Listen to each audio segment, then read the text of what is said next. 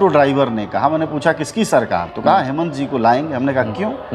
तो कहा कि साहब उन्होंने बिजली बिल माफ किया, 1000 रुपया ये दे रहे हैं। की योजना में सबसे बड़ा जो लाभान्वित तबका है वो ओबीसी, और ओबीसी को ही करीब लाना हेमंत सरकार के लिए सबसे कठिन काम भी है और सबसे चुनौतीपूर्ण काम है। जब मैं चाईबासा में था तो मोदी की रैली में आए हुए लोगों से मेरी बात हुई। उन लोगों ने बड़ी साफ तौर पर कहा कि हम मोदी जी को देखने आए हैं। उन लोगों ने कहा कि हम हेमंत को फोन करें, सपोर्ट करेंगे। कल्पना सोरेन का लोग नाम ले रहे थे, हम उनको सपोर्ट करेंगे। कि जो भारतीय जनता पार्टी का वॉलंटियर सिस्टम है वो बड़ी अभी भी ताकतवर दिखाई दिया। और उन्होंने कहा कि हम भाजपाई हैं, लेकिन यहाँ सीट गलत आदमी को दिया गया है और शिवशंकर सिंह जैसे व्यक्ति को नहीं दिया। लेकिन वो मानते हैं कि रघुवर दास के मुकाबले या मडांडी के मुकाबले हेमंत सोरेन ने वो सब कुछ किया है जो आदिवासियों के लिए किया जाना चाहिए। बांग्लादेशी का मुद्दा सिर्फ और सिर्फ महानगरों में है, वह भी गैर आदिवासी लोगों में है। ये वो लोग हैं जो खुद ही एक समय के घुसपैठियां हैं। जैसा आप कह रहे थे अभी, जयराम समथिंग नाम ले रहे थे, अगर वो लड़का युवा जागेगा तो आगे चलकर इसी की बात करेगा और 1932 बात करता है वो। वही 1932 का खतियान वहीं ले जाके आपको छोड़ेगा। मैंने पूछा, लोग ने कहा जाते ही माइक, मैं योगी की सभा में, मोदी की सभा में जाते ही सब बांग्लादेशी घुसे जा रहे हैं। हमने कहा कोई आंकड़ा? कहा आंकड़ा क्या, हम देख रहे हैं कि जो है वो दुमका में एक स्कूल था, उस पर उर्दू में लिखा गया। हमने कहा उर्दू क्या बांग्लादेशियों की भाषा है? बीजेपी का वोट न खस के उसकी महंगाई से, उसकी गड़बड़ियों से, उसकी जन विरोधी नीतियों से, इसलिए वह बांग्लादेश का खौफ ला रही है। और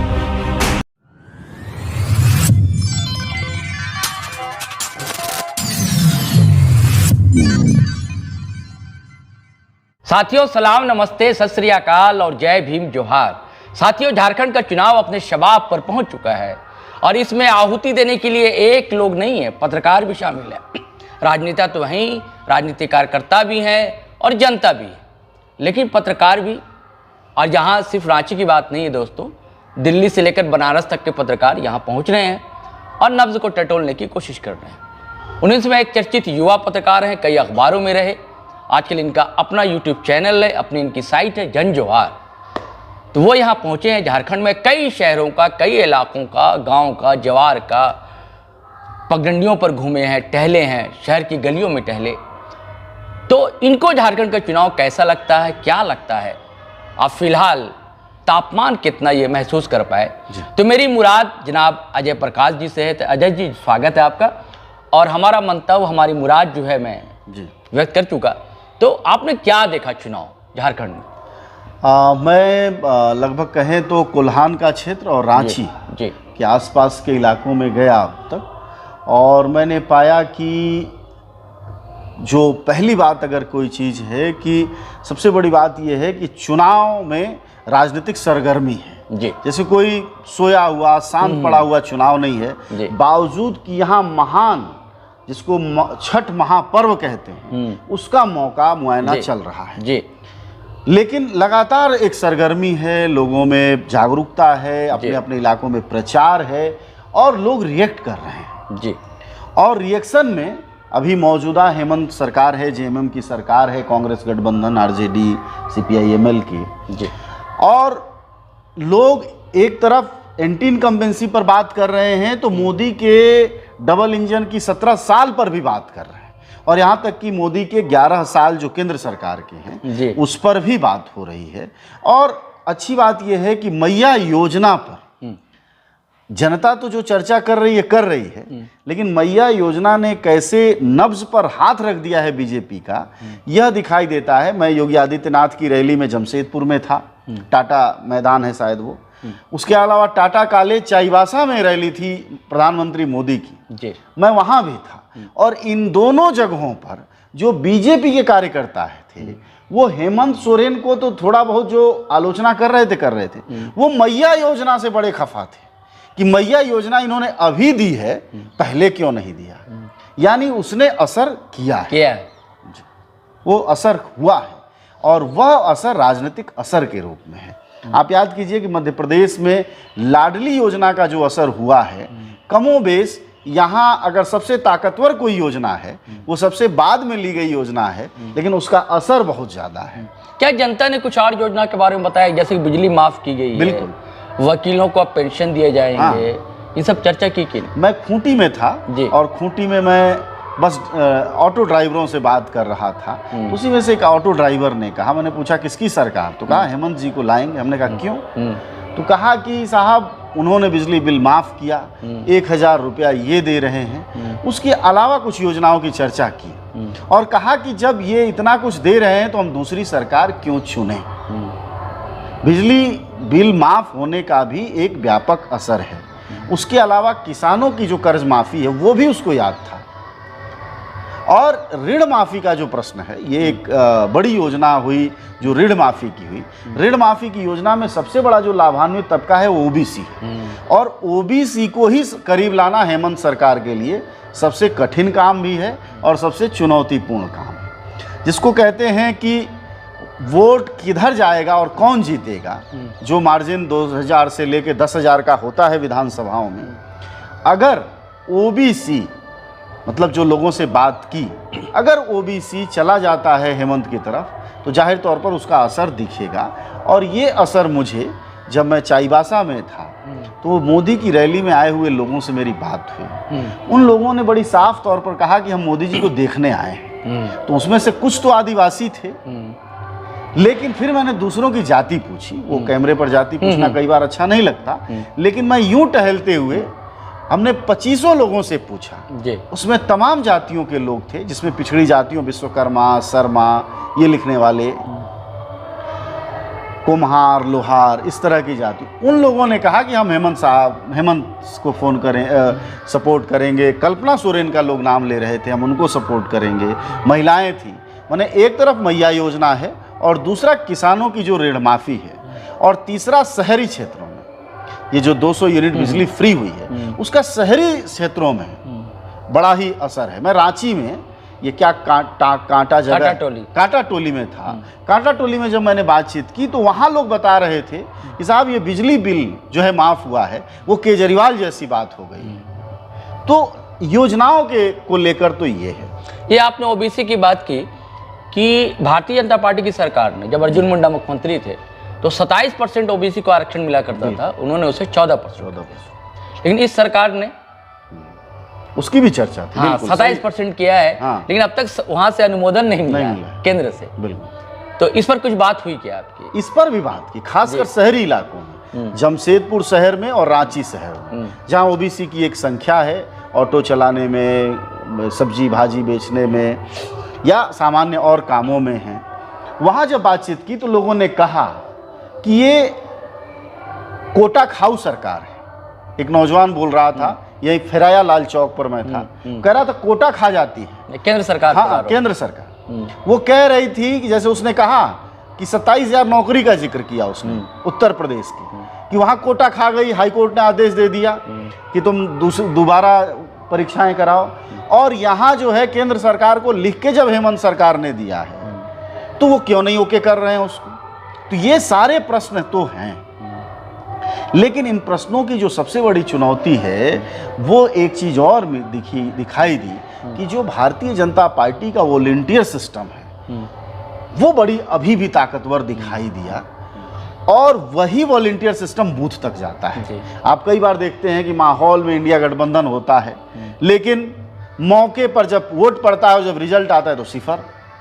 तो ऐसे में मुख्य बात यह है कि वोट के लिए जो जगह सुनिश्चित है वो है बूथ। कहते हैं ना कि माइक्रो मैनेजमेंट करती है भाजपा। वही वाली बात कि बूथ तक कहाँ है। तो बूथ में, जैसे जमशेदपुर शहर की बात करूं, जमशेदपुर ईस्ट की मेरी बात हो रही थी लोगों से, तो वो कह रहे थे लगभग 300-325 बूथ हैं और उसमें से 150 से ऊपर तो प्रॉपर है। तो 150 से ऊपर प्रॉपर होने से काम तो नहीं चलता है। जब तक आप 300 पर से 300 बूथ पे नहीं होते हैं तब तक काम नहीं चलता है। वहीं पलट के रघुवर दास की बहू है वहाँ से, तो उनका बूथ मैनेजमेंट, ये वॉलंटियर सिस्टम बहुत तगड़ा है। जैसे दुर्गा पूजा के कार्यकर्ता भी उनके कार्यकर्ता हैं, ये छठ के कार्यकर्ता भी उनके कार्यकर्ता हैं, वो जो क्या सत्संग होता रहता है, वो वाले लोग भी हैं। अच्छा, आप गए, आप पूर्वी जमशेदपुर की चर्चा कर रहे हैं, आप वहाँ पूर्णिमा दास साहू हैं, रघुवर दास की बहू। बिल्कुल। लेकिन भारतीय जनता पार्टी के 2 बागी उम्मीदवार भी लड़ रहे हैं। बिल्कुल। एक शिवशक्ति सिंह लड़ रहे हैं, शिवशंकर सिंह हाँ। एक राम कुमार सिंह है। मैं गया, दोनों से मिला। अच्छा, हाँ, तो उनका क्या असर देखा? दोनों के कार्यकर्ता हैं, बहुत लोहे वाले हैं। अच्छा। और उन्होंने कहा कि हम भाजपाई हैं और भाजपा से हमें कोई ऐतराज नहीं है, लेकिन यहाँ सीट गलत आदमी को दिया गया है और शिवशंकर सिंह जैसे व्यक्ति को नहीं दिया। और कार्यकर्ता, आप देखेंगे जब वीडियो आएगा जंजवार पर जी, तो कार्यकर्ता एक बोलता है कि शिवशंकर सिंह वो नेता हैं बीजेपी के जिन्होंने तन मन नहीं दिया, सिर्फ धन भी दिया। और फिर दोबारा बोलता है, आप ध्यान रखिएगा, धन भी दिया। उसका कहने का ये मतलब था कि पार्टी ने कार्यकर्ताओं को धोखा दिया शिवशंकर सिंह को। और उसी तरह ये दूसरा नाम, वो भी उनके बारे में भी लोग कह रहे थे, बहुत काम किया उन्होंने काम किया, उन्होंने पैसे भी, उन्होंने भी धन दिया। हाँ। तो इन दोनों लोगों के मुकाबले रघुवर दास की बहू को लाने का जो असर है, उसका असर होगा। लेकिन ये है कि भारतीय जनता पार्टी का जो वोटर है, वो भारतीय जनता पार्टी का वोटर है। शिवशंकर सिंह के पास जो वोटर है, वो विद्रोह का भी वोटर है और विरोध का भी वोटर है। बहुत सारे लोग, जिन इलाकों में मैं जब गया जमशेदपुर के, तो कह रहे थे कि हम शिवशंकर सिंह के साथ हैं, क्योंकि वो तो ऐसा तो नहीं कि अजय कुमार के वोटर शिवशंकर सिंह के साथ हो? अजय कुमार का वोट कम काटेंगे शिवशंकर सिंह। लेकिन इससे क्या होगा, फर्क समझिए। मैं इसके लिए थोड़ा एक बड़ा उदाहरण देता हूँ, गुजरात का जी। गुजरात चुनाव जब चल रहा था तो एकाएक 3 पार्टियां थी, बीजेपी, कांग्रेस और आम आदमी पार्टी जी। एकाएक चुनाव से 1 महीने पहले ऐसा लगने लगा कि कांग्रेस तो तीसरे नंबर की पार्टी है, पहले नंबर की पार्टी बीजेपी है और दूसरे नंबर की पार्टी आम आदमी पार्टी। तो असल में ये माहौल क्रिएट करती है बीजेपी। जैसे जब आप कहते हैं, या बाकी भी दुनिया कहती है, विश्लेषण करती है कि साहब जो है मीडिया इनके पास है, संसाधन इनके पास है, पैसे, तो उसका असर दिखाई देता है। तो उससे क्या हुआ, गच्चा खा गए कांग्रेस के वहाँ नेता। उनको लगा हम तो जीत ही रहे हैं, हम तो माहौल में ही हैं। ठीक है। दूसरा पलट के ये भी हुआ कि दूसरी तरफ कार्यकर्ताओं का एक हुजूम ये था कि हम तो कहीं है ही नहीं हैं। तो ये 2 एक्सट्रीम स्थिति। यहाँ भी शिवशंकर सिंह का माहौल ऐसा बन गया है कि वह बहुत ज्यादा प्रचार में है, मतलब अजय कुमार से भी ज्यादा प्रचार में दिखाई दे रहा है। तो उससे कांग्रेसियों को ये भ्रम न हो जाए, मैं वही सावधान कर रहा हूँ कि कांग्रेसियों को ये भ्रम न हो जाए कि साहब शिवशंकर सिंह का जब इतना प्रचार है तो वो वोट काट के किसका ले जाएगा, रघुवर दास की बहू का ले जाएगा और हम जीत जाएंगे। जबकि जरूरी नहीं है। माहौल तो पैसे से बनता है और पैसा हो सकता है कोई आपका दुश्मन ही भर रहा हो कि माहौल ऐसा बना दो कि इनके कार्यकर्ता जो है वो ओवर कॉन्फिडेंस में चले जाएं और बात खत्म। आपके आदिवासियों से बातचीत हुई है भाई, तो सरना कोट के बारे में कुछ जिक्र चला या खतियान 1932 की चर्चा बहुत होती है, इन चीज़ों को लेकर चर्चा हुई और ये मुद्दा है। और आदिवासी मानते हैं कि वो आलोचना तो इन दोनों की कर रहे थे, लेकिन वो मानते हैं कि रघुवर दास के मुकाबले या मडांडी के मुकाबले हेमंत सोरेन ने वो सब कुछ किया है जो आदिवासियों के लिए किया जाना चाहिए। उन्हें लग रहा है कि आदिवासी की पहली बार सरकार है। अच्छा। और वो बोल भी रहे हैं अबुआ राज और अबुआ कुछ करके जो बोलते हैं, अबुआ दिशुम अबुआ राज। हाँ, तो इसकी वो बात भी करते हैं। और आमतौर पर आदिवासी क्षेत्रों में आप जाइए तो वहां उतरिए तो कोई बात ज्यादा नहीं करता, आदिवासी ज्यादा बोलते नहीं। लेकिन जैसे आप चाय की दुकान पर, कहीं भी सब्जी मंडी में आप जाते हैं, वैसे आप पूछते हैं किसको, जेएमएम ऐसे आनंद की मुद्रा में वो बोल के आपको विदा कर देते हैं। बहुत बयान नहीं देते वो। बहुत रेयर मिल पाता है कि कोई बोले। अलबत्ता एक लड़की थी जिससे मैंने बातचीत की थी ऑटो में, उससे मैंने मैया योजना में शायद लगता है, नहीं चाईबासा नहीं, वो खूंटी के आगे का इलाका था। अच्छा। और उसने ये कहा लड़की ने कि मैया योजना के लाभ के बारे में बताया। उसने एक पंक्ति बोली, मुझे याद है, कहा कि आज जैसे मैं आई हूँ बाजार में, मुझे एक जरूरत थी, तो वो जो 1000 रुपया मिलता है मैं उसके दम पर आई हूँ, और आज पिछले 4 महीने हो गए मुझे अपने भाई और पिता के आगे हाथ नहीं फैलाना पड़ा। क्या बात है, बड़ी बात। बिल्कुल। और छोटी रकम, क्या कह रही थी लड़की, हमको क्या चाहिए, हम 10 रुपए, बोली साफ वीडियो में भी याद है कि हम 10 रुपए के साबुन से नहा लेते हैं, थोड़ा बच्चों को कोई जरूरत होती है, तो बात बात में जो है वो हाथ फैलाना पड़ता है। कम से कम ये 1000 रुपया आ जाता है तो हमें किसी के आगे हाथ नहीं फैलाना पड़ता। अच्छा, बांग्लादेशी घुसपैठिए का क्या मामला है, क्या देखा आपने, क्या देखिए बांग्लादेशी शिकायत की क्या? बिल्कुल, ये सवाल बिल्कुल वाजिब है और छूट भी रहा था। बांग्लादेशी का मुद्दा सिर्फ और सिर्फ महानगरों में है, वह भी गैर आदिवासी लोगों में है जी। ये वो लोग हैं जो खुद ही एक समय के घुसपैठियां हैं। अगर कोई ज्यादा ताकतवर ढंग से कभी आदिवासियत जागी, जैसा आप कह रहे थे अभी, जयराम समथिंग नाम ले रहे थे, अगर वो लड़का युवा जागेगा तो आगे चलकर इसी की बात करेगा और 1932 बात करता है वो, वही 1932 का खतियान वहीं ले जाके आपको छोड़ेगा। भाई आज जो है बहुत सारे बाहर से आए हुए लोग क्यों डर रहे हैं? क्योंकि अगर लागू हो गया तो उसके बाद नागरिकता पर संकट हो जाएगा, लाभ पर संकट हो जाएगा, जमीन खरीद पर संकट हो जाएगा। तो अगर आप बवाल यह रचेंगे फर्जी, तो इसका बवाल सिर्फ इसलिए रचना है कि आपको दुश्मन ये बताना है कि दुश्मन जो बाहर से आए हुए इसी देश के लोग हैं वो नहीं है आपके, बल्कि एक तीसरा दुश्मन आपको बताना है कि बांग्लादेशी आए हैं। बांग्लादेशी के सवाल पर आप जंजवार पर वीडियो काफ़ी वायरल हैं, उस पर आप सुन सकते हैं, आपके पाठक दर्शक भी देख सकते हैं। मज़ेदार है। मैंने पूछा, लोग ने कहा, जाते ही माइक, मैं योगी की सभा में, मोदी की सभा में, जाते ही सब बांग्लादेशी घुसे जा रहे हैं। हमने कहा कोई आंकड़ा? तो कहा आंकड़ा क्या, हम देख रहे हैं कि जो है वो दुमका में एक स्कूल था, उस पर उर्दू में लिखा गया। हमने कहा उर्दू क्या बांग्लादेशियों की भाषा है? फिर एक युवा कहता है उर्दू स्कूल थे। हाँ, जब बिहार से अलग हुआ झारखंड तो स्कूल तो पहले से ही थे। बिल्कुल। हाँ। मतलब वो मैं कह रहा हूँ, अगर किसी पर उर्दू में लिख दिया गया, मीडियम स्कूल है भाई, कुछ लिख दिया गया उर्दू में, तो उससे बांग्लादेशी कैसे आ गए साहब? उसके अलावा मैंने पूछा, और लोग भी थे, खूब बोल रहे थे बांग्लादेशी, उनके पास एक इशू था। वो कोई दूसरा आदमी ये कह रहा है कि भाई बांग्लादेशी घुसपैठ हो रही है। हमने कहा मोदी जी की सरकार है, कोई आंकड़ा जारी हुआ है? तो नहीं, कहता वो बताएंगे, हमें नहीं मालूम। फिर किसी पूछो, कहते हैं हमें नहीं मालूम। कुल ले दे के एक भ्रम को किस तरह से सच में तब्दील कर दिया गया। और होम मिनिस्टर बोलते हैं आकर, पीएम बोलते हैं, वो होम मिनिस्टर बोलते हैं जिनकी जिम्मेदारी है जी। हमारा यही मीडिया से कहना है कि मीडिया पूछे ना भाई, जो भाजपा के समर्थक है फिर वो अपने नेता से पूछेंगे। हो सकता है उन समर्थकों को मालूम ही ना हो कि इसमें होम मिनिस्ट्री का कितना बड़ा रोल है। तो सवाल हेमंत सोरेन से क्यों पूछना, जो सवाल जिससे नहीं पूछना? आप हेमंत से सवाल पूछो शिक्षा का, रोजगार का, हेमंत से अपराध पर पूछो, ये वाजिब सवाल है। लेकिन ये क्या भला सवाल हुआ कि बांग्लादेशी घुसे आ रहे हैं? अरे भाई, असम की सीमा से आ रहे हैं, बंगाल की सीमा से आ रहे हैं, झारखंड में तो सीमा लगती नहीं है। तो ये सारे मसले थे। बांग्लादेश कोई इशू नहीं है, बल्कि बांग्लादेश सिर्फ इशू झारखंड के महानगरों में है, जहाँ के लोग खुद बाहर से आए हुए हैं। वह उन्होंने और उनके लिए बीजेपी, ऐसा तो नहीं कि बीजेपी ये कोशिश कर रही है कि उनका जो अपना वोट है, हाँ, कोर वोट है, एकजुट रहे। वही माल है, मूल मामला यही है। एकदम सही कहा आपने। मूल बात यही है कि बीजेपी का वोट न खस के उसकी महंगाई से, उसकी गड़बड़ियों से, उसकी जन विरोधी नीतियों से, इसलिए वह बांग्लादेश का खौफ ला रही है। और इसलिए मैं कह रहा हूं कि ओबीसी और सवर्ण ही सिर्फ बांग्लादेशी का मुद्दा उसके लिए मुद्दा है। आदिवासी समाज में कोई मसला मुद्दा नहीं है, क्योंकि वो देख रहा है हमारे अगल बगल कौन रहता है। बस दो सवाल आखिर में जी।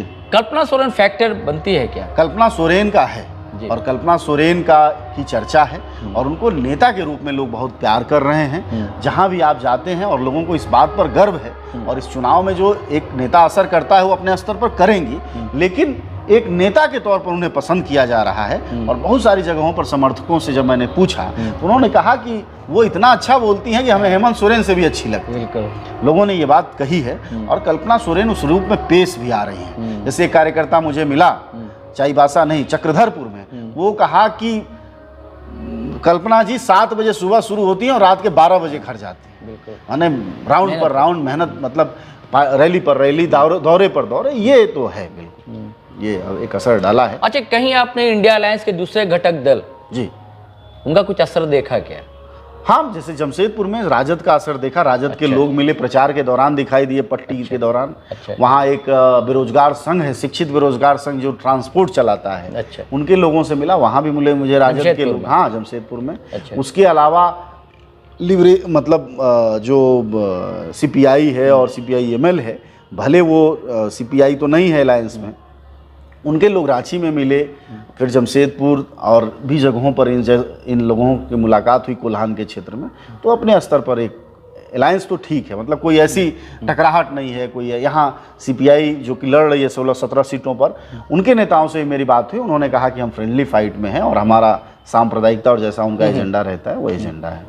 साथियों, हम रांची प्रेस क्लब में बैठकर बात कर रहे हैं, तो एक आखिरी सवाल अजय भाई से ये पूछना चाहता हूँ कि रांची का मिजाज क्या है और टोटलिटी में झारखंड में मिजाज क्या है? आखिरी सवाल। देखिए, कौन बढ़त में है, किसकी एज है? अभी तक के हिसाब से मतलब एंटी इनकम्बेंसी फैक्टर उस तरह से काम नहीं कर रहा है, और अभी जनता का जिस तरह का रुझान है, आपने अभी हरियाणा देखा, तीसरी बार दोहरा दिया उन्हें, तो यहाँ भी आप दोहराने की स्थिति है।